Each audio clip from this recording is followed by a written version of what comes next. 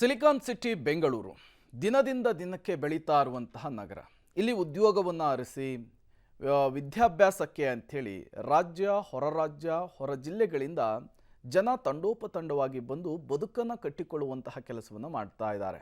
ರಾತ್ರಿ 1 ಗಂಟೆ ಆಗ್ತಾ ಇದ್ದ ಹಾಗೆ ಅದೆಷ್ಟೋ ಜನರಿಗೆ ಊಟ ಸಿಗದೇನೆ ಮಧ್ಯರಾತ್ರಿ 1 ಗಂಟೆ ನಂತರ ಒದ್ದಾಡುವಂತಹ ಪರಿಸ್ಥಿತಿಯು ಕೂಡ ಬೆಂಗಳೂರಿನಲ್ಲಿ ನಿರ್ಮಾಣವಾಗಿತ್ತು.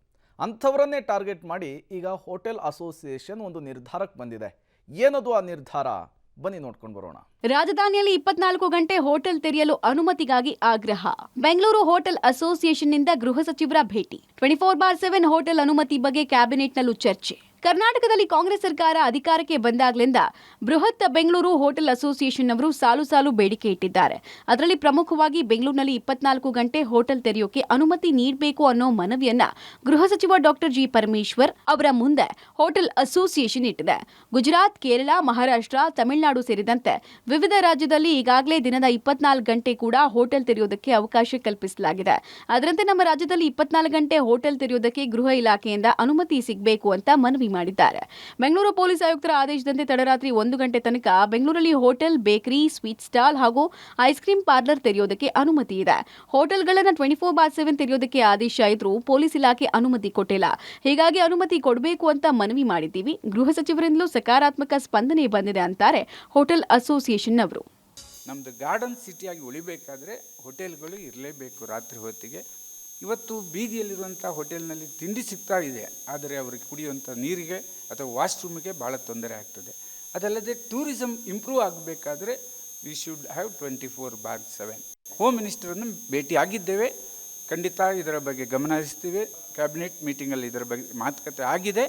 ಇದಕ್ಕೆ ಅನುಮತಿ ಆದಷ್ಟು ಬೇಗ ಕೊಡ್ತೇವೆ ಅಂತ ಆಶ್ವಾಸನೆ ಕೊಟ್ಟಿದ್ದಾರೆ. ನಾವು ವೇಟಿಂಗ್ ಫಾರ್ ಗುಡ್ ರಿಸಲ್ಟ್. ದಿನದ 24 ಗಂಟೆ ಹೋಟೆಲ್ ಸೇವೆಗೆ ಅವಕಾಶ ಕಲ್ಪಿಸಿದರೆ ಬೆಂಗಳೂರಿನ ನೈಟ್ ಲೈಫ್, ಪ್ರವಾಸೋದ್ಯಮ, ಉದ್ಯೋಗ ಸೃಷ್ಟಿ, ಸರ್ಕಾರಕ್ಕೆ ತೆರಿಗೆ ಹೆಚ್ಚಾಗಲಿದೆ. ಜೊತೆಗೆ ರಾತ್ರಿ ವೇಳೆ ಕೆಲಸ ನಿರ್ವಹಿಸುವ ವರ್ಗದ ಜನರಿಗೆ ಅನುಕೂಲ ಆಗಲಿದೆ.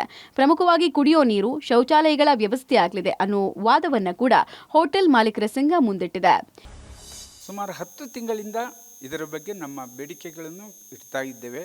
ಇದು ಯಾಕೆ ಬೇಕು 24/7 ನಮ್ಮ ಮೆಟ್ರೋ ಸಿಟಿ ಬೆಂಗಳೂರಿಗೆ ಬೇಕು ಅನ್ನೋದ್ರ ಬಗ್ಗೆ ವಿವರವಾಗಿ ತಿಳಿಸಿದ್ದೇವೆ. ಇದು ನೀಡ್ ಆಫ್ ದ ಅವರ್. ನಮ್ಮ DCM ಕೂಡ ಇದಕ್ಕೆ ಒಪ್ಪಿಗೆ ಕೊಟ್ಟಿದ್ದರು. ಆದರೂ ಪೊಲೀಸ್ ಇಲಾಖೆಯಿಂದ ನಮಗೆ ಅನುಮತಿ ಬರೋದ್ರಿಂದ ಇಷ್ಟು ದಿನ ಮುಂದೂಡಲ್ಪಟ್ಟಿದೆ. ನಮ್ಮ ರಾಜ್ಯ ಸರ್ಕಾರ ಕೂಡ ಇದಕ್ಕೆ ಅನುಮತಿ ಕೊಟ್ಟಿರುತ್ತಾರೆ. ಆದಷ್ಟು ಬೇಗ ಪೊಲೀಸ್ ಇಲಾಖೆ ಕೂಡ ಇದಕ್ಕೆ ಅನುಮತಿ ಕೊಡಬೇಕು. ಈ ಹಿಂದೆಯೂ ಬೆಂಗಳೂರು ಹೋಟೆಲ್ ಅಸೋಸಿಯೇಷನ್ DCM DKಶಿಗೆ 24 ಗಂಟೆ ಹೋಟೆಲ್ ತೆರೆಯೋದಕ್ಕೆ ಅನುಮತಿ ನೀಡಬೇಕು ಅಂತ ಮನವಿ ಮಾಡಿತ್ತು. ಸಿಲಿಕಾನ್ ಸಿಟಿಯ ಹೋಟೆಲ್ಗಳಿಗೆ ರಾತ್ರಿ ವೇಳೆ ಬರೋ ಪುಡಿರೌಡಿಗಳ ಕಾಟಕ್ಕೆ ಮಟ್ಟ ಹಾಕಿ ಸರ್ಕಾರ ಹಾಗೂ ಗೃಹ ಇಲಾಖೆ ಪರ್ಮಿಷನ್ ಕೊಡುತ್ತಾ ಅನ್ನೋದನ್ನ ಕಾದ್ ನೋಡಬೇಕು. Aruna, public TV, Bengaluru.